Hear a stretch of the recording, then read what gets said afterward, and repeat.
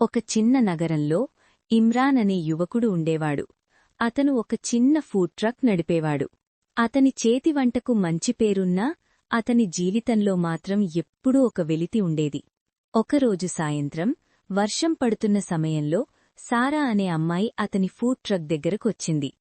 తడిసిన జుట్టు, అలసిన కళ్ళు, కాని ఆమె ముఖంలో ఒక సున్నితమైన చిరునవ్వుంది. ఒక కాఫీ ఇస్తారా అని అడిగింది. ఇమ్రాన్ కాఫీ ఇచ్చాడు. వర్షం రోజుల్లో కాఫీకి మరో రుచుంటుంది అని అన్నాడు. సారా మెల్లగా నవ్వింది. అవును, కొన్ని క్షణాల్కూడా అలాగే ఉంటాయి అని చెప్పింది. ఆ చిన్న సంభాషణతో వారి పరిచయం మొదలైంది. ఆ రోజు తర్వాత సారా తరచూ అతని ఫుడ్ ట్రక్కి రావడం ప్రారంభించింది. కాఫీ తాగుతూ చిన్న చిన్న విషయాలు చెప్పేది. ఇమ్రాన్ కూడా ఆమెతో మాట్లాడటం మొదలుపెట్టాడు. క్రమంగా వారి మధ్య ఉన్న దూరం తగ్గిపోయింది. సారా తన గతం గురించి కొంచెం చెప్పింది.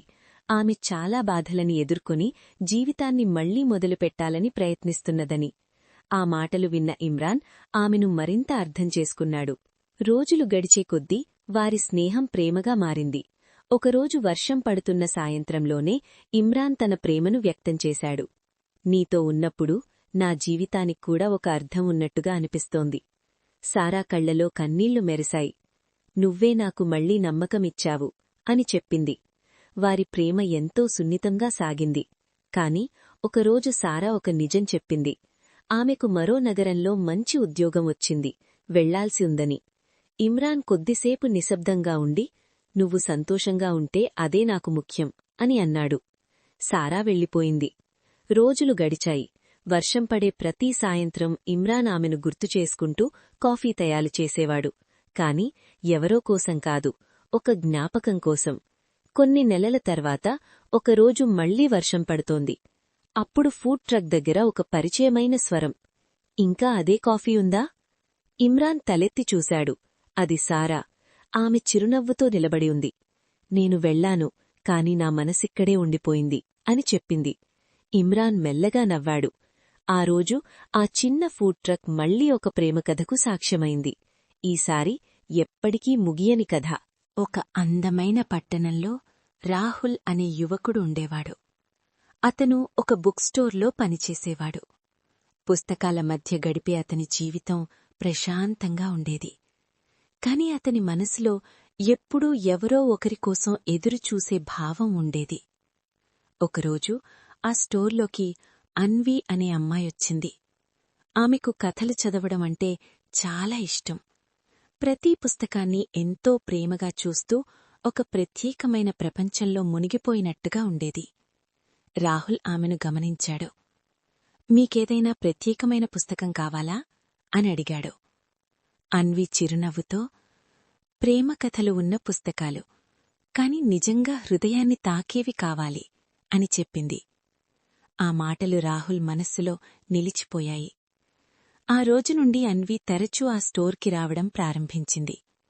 పుస్తకాలు కొనడం మాత్రమే కాదు, రాహుల్తో మాట్లాడ్డం కూడా ఆమెకు అలవాటైపోయింది.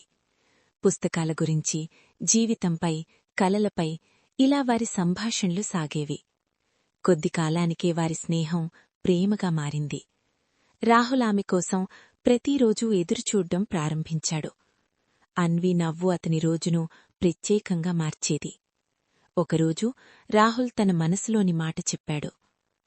నువ్వొచ్చింతర్వాత నా జీవితం కూడా ఒక అందమైన కథలా మారింది. అన్వి కళ్లలో ఆనందం మెరిసింది. నువ్వే ఆ కథలోని ముఖ్యమైన వ్యక్తి అని చెప్పింది.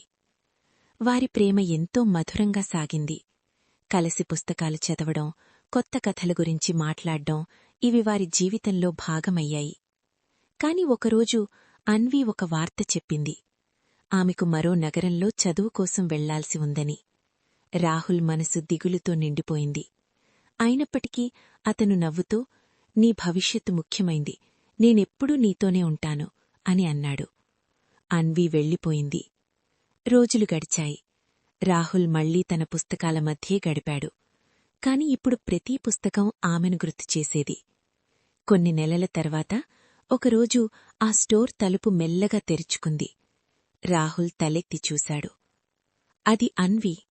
ఆమె చిరునవ్వుతో, ప్రపంచం చూశాను, కాని నా కథ ఇక్కడే ఉందని అర్థమైంది అని చెప్పింది. రాహుల్ కళ్లలో ఆనందం మెరిసింది. ఆ రోజు ఆ బుక్ స్టోర్ కేవలం పుస్తకాల కోసం కాదు, ప్రేమ కథల కోసం కూడా ఒక కొత్త ప్రారంభమైంది.